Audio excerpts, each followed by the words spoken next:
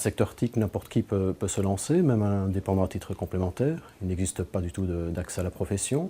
Il n'existe pas non plus de contrôle préalable des compétences des personnes, ni de standards admis dans le secteur. Il existe parfois une certaine méfiance par rapport à la profession.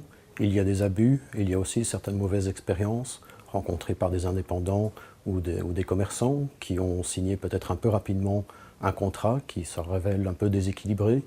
Ils se rendent compte qu'ils ont finalement signé un contrat de longue durée, qu'ils peuvent difficilement casser, alors qu'ils auraient souhaité peut-être mieux négocier leur contrat.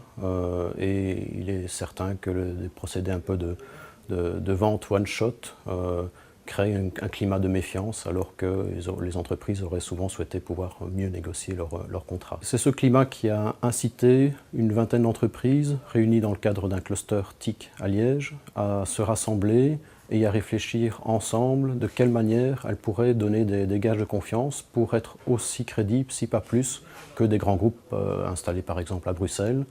Elles souhaitaient pouvoir montrer qu'ensemble, elles pouvaient bannir certaines mauvaises pratiques et faire en sorte qu'elles inspirent cette confiance. C'est ainsi qu'est née la charte éthique en 2004, qui est en fait une série d'engagements visant à créer des contrats bien équilibrés ou avec une bonne communication entre le client et le fournisseur. Comme exemple de clauses qui s'y retrouvent, il y a par exemple une obligation de bien communiquer sur les délais, sur les prix, par exemple indiquer clairement les prix récurrents, bien communiquer sur qui fait quoi, y compris s'il y a un appel à un sous-traitant, communiquer par exemple aussi la propriété des droits intellectuels, à qui appartiendra les droits du développement d'un site internet à la fin de la mission.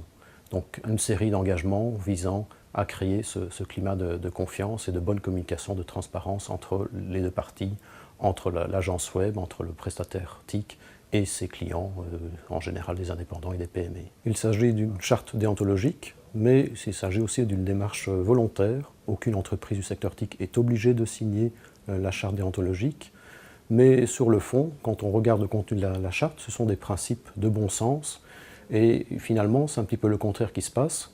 Pourquoi une entreprise ne signerait pas la charte, tellement ça semble être une évidence de respecter ces principes de bonne communication avec le client. Maintenant, la charte est signée par plus de 500 entreprises du secteur TIC, ce qui engendre un poids tout à fait significatif sur le secteur. Et on se trouve maintenant dans un contexte où on peut facilement exiger de la part de son fournisseur TIC qu'il signe préalablement la charte éthique avant de conclure une mission. Faire appel à un prestataire TIC qui a signé la charte n'est pas forcément une garantie que ce prestataire fournira un travail de qualité. Ce n'est pas du tout l'objet et la portée de la charte éthique. Par contre, faire appel à un fournisseur qui a signé la charte, c'est la garantie d'avoir un levier extrajudiciaire si on rencontre par malheur un litige avec ce fournisseur.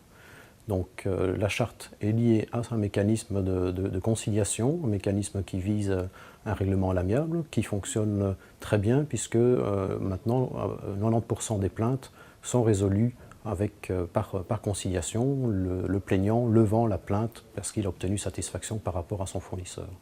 Et il faut savoir que le fournisseur est assez incité à trouver un arrangement à l'amiable parce que l'expérience a montré que les décisions déontologiques prises par le comité éthique en cas de non-respect de la charte sont très bien référencées par les moteurs de recherche, ce qui est un incitant puisque chaque entreprise soigne son e-réputation.